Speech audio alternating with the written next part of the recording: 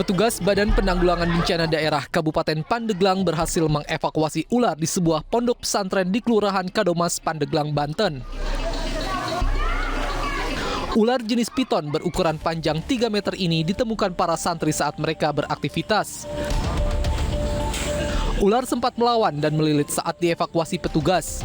Beruntung tidak ada santri yang diserang oleh ular tersebut. Setelah berhasil dievakuasi, petugas akan melepasliarkan ular tersebut ke habitatnya agar ular tak kembali menyerang warga. Binatang buas kalau tidak diantisipasi pasti akan berisiko. Nah, karena berdasarkan laporan, alhamdulillah belum ada kena binatang buas ini terlar ini, dan tim dari BPBD melakukan langkah evakuasi secepatnya seperti itu. Sementara itu, petugas pemadam kebakaran mengevakuasi sarang tawon Vespa besar yang bersarang di atas pohon angsana di Jalan Dabang Salilah, Palangkaraya, Kalimantan Tengah. Evakuasi dilakukan petugas atas laporan warga yang resah dengan keberadaan sarang tawon yang membahayakan warga sekitar. Sebelumnya, petugas damkar juga mengevakuasi sarang tawon Vespa di plafon sebuah tempat penginapan di Jalan Antang 1 Palangkaraya yang telah menyengat seorang siswa SMP. Kedua sarang tawon itu kemudian dilepaskan kembali ke hutan agar tidak kembali bersarang di permukiman warga. Dari Pandeglang, Banten dan Palangkaraya, Kalimantan Tengah, Iskandar Nasution dan Ade Sata, iNews melaporkan. Pemirsa, rombongan Partai Gerindra mendatangi kantor KPU untuk mendaftarkan pengajuan bakal calon legislatif untuk kontestasi pemilu 2024. Sempat terjadi adu mulut antara Wakil Ketua Umum Partai Gerindra dengan petugas keamanan.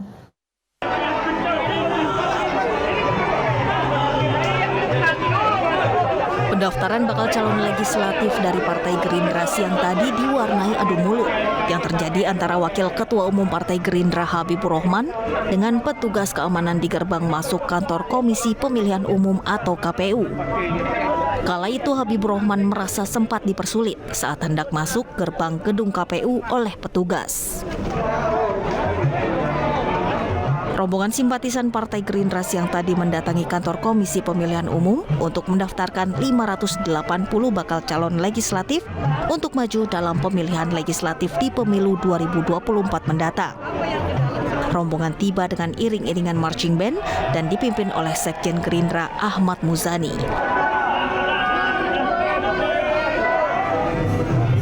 Sementara itu, Partai Kebangkitan Bangsa atau PKB siang tadi juga hadir di kantor KPU untuk mendaftarkan bakal calon legislatif untuk maju pada pemilu 2024. Ketua Umum Partai Kebangkitan Bangsa Muhaimin Iskandar alias Caimin memberikan daftar bacalek kepada Ketua KPU Hashim Asy'ari yang berisikan 580 nama bacalek yang didaftarkan. Bersama Caimin, sejumlah elit PKB juga hadir, diantaranya Wakil Ketua Umum PKB Zazilul Fawaid dan Sekjen PKB Hasanuddin Wahid. Dari Jakarta, tim liputan iNews melaporkan. Kericuhan juga mewarnai pendaftaran bakal calon anggota legislatif PDI Perjuangan di KPU Provinsi Papua Barat. Sementara Partai Kebangkitan Bangsa PKB mendatangi KPU Jawa Barat konvoi dengan mengendarai motor klasik.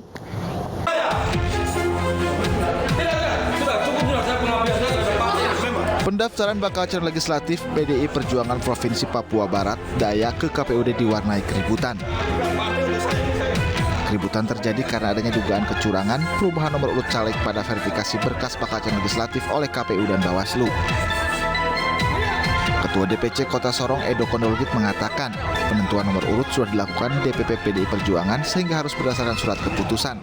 Namun terdapat dugaan permainan internal dan harus dievaluasi. Sementara itu, Ketua PDIP Provinsi Papua Barat Daya Onesimus Wayangkau mengaku kejadian tersebut merupakan personal internal dan akan diselesaikan secara internal partai. Kan calon sudah ditetapkan oleh nanti upaya di DPD bagaimana? Kita berjuang. Kita satu garis. Jadi kalau sudah diinstruksikan dari pusat, kita berjuang untuk itu. Sementara itu, pendaftaran bakal calon legislatif Partai Kebangkitan Bangsa ke KPU Jawa Barat dilakukan dengan konvoi mengendarai motor klasik. Setibanya di KPU, rombongan Bacalek PKB disambut meriah para kader dengan iring-iringan lagu Daniel PKB. Menurut Ketua DPW PKB Jawa Barat, Saiful Huda, dirinya mengantarkan 120 bakal calon legislatif. Jadi komposisinya betul-betul hari ini pemilu nanti 2024 yang akan datang, komposisi calon PKB diisi generasi milenial PKB Jawa Barat. Sekali lagi semoga ini bisa membantu jembatan para pemilih pemula kita yang mencapai 54% tahun 2024 yang akan datang. Saiful Huda menjelaskan penggunaan motor klasik saat mendaftar Bacalek ini dilakukan sebagai simbol partai yang merangkul semua generasi muda dan perempuan. Pendaftaran Bacalek dari PKB Jawa Barat berjalan lancar dan semua persyaratan 120 Bacalek dinyatakan lengkap oleh KPU Jawa Barat. Tim Liputan iNews melaporkan.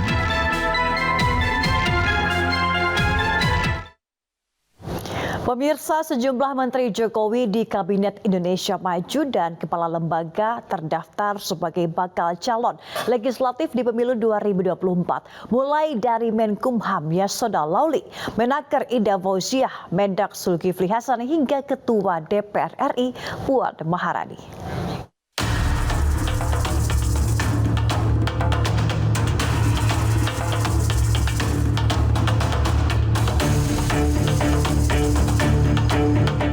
Sejumlah Menteri Jokowi di Kabinet Indonesia Maju beramai-ramai mendaftarkan diri sebagai bakal calon legislatif di pemilu 2024. Mereka adalah Menteri Perdagangan Zulkifli Hasan, Menteri Ketenagakerjaan Ida Fauziah, Menteri Hukum dan HAM Yasona Lauli, hingga Menteri Sosial Tri Risma hari ini.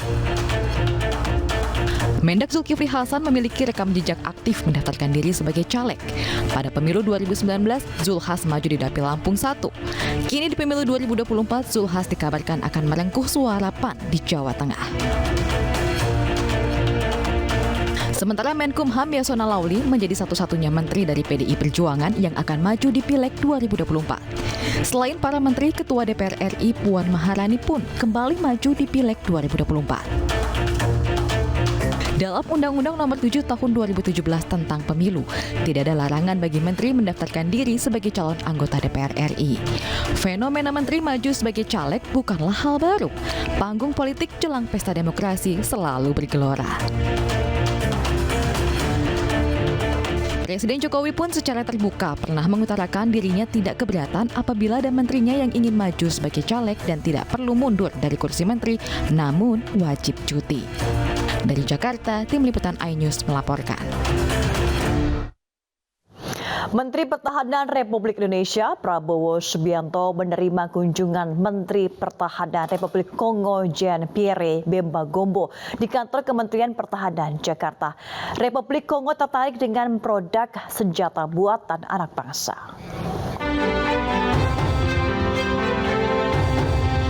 Menteri Pertahanan Republik Indonesia Prabowo Subianto dan Menteri Pertahanan Republik Kongo Jean-Pierre Bemba Gombo membicarakan potensi kerjasama di bidang pertahanan.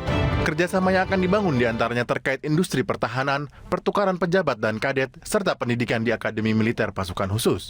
Jean-Pierre juga mengakui tertarik dengan senjata buatan Indonesia setelah mengunjungi PT Pindad dan PT Dirgantara Indonesia.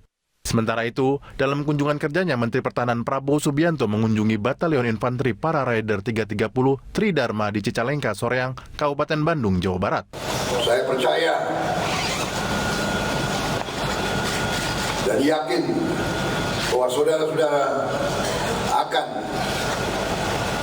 berbuat yang baik dan tidak memalukan korps kalian.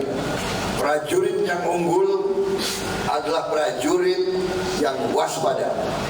Prabowo Subianto berpesan agar prajurit harus memiliki naluri, keberanian, dan kewaspadaan yang baik, serta selalu melatih kemampuan menembak agar reaksi bagus dan cepat. Tim Liputan iNews melaporkan. Timnas Indonesia lolos ke final SEA Games 2023 setelah taklukkan Timnas Vietnam 3-2. Selengkapnya di iNews malam.